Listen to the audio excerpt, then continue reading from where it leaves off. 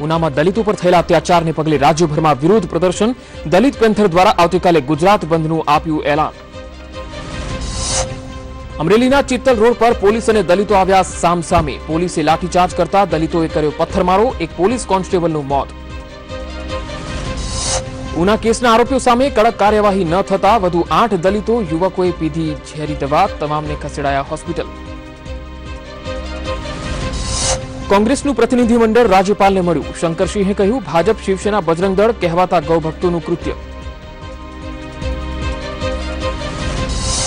મુખ્યમંત્રી આનંદીબેન પટેલે લોકોને શાંતિ જાળવવા કરી અપીલ, જ્ઞાતિઓના અગ્રણીઓને શાંતિ માટે મદદરૂપ થવા કરી મદદની અપીલ।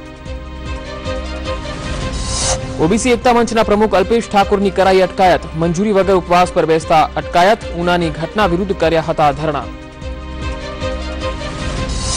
એસટી બસના નિયામકે પ્રદર્શનકારીઓને કરી અપીલ, એક બસને નુકસાનમાં પડે છે લાખો રૂપિયામાં, રાજ્યની જનતા થાય છે પરેશાન।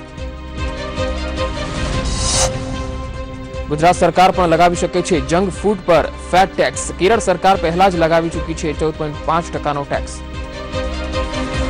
અને રાજ્યના 18 જજને ફરજિયાત નિવૃત્ત કરતી ગુજરાત હાઈકોર્ટ, ક્લાસ 1 કેડરના 18 જજને કરાયા નિવૃત્ત।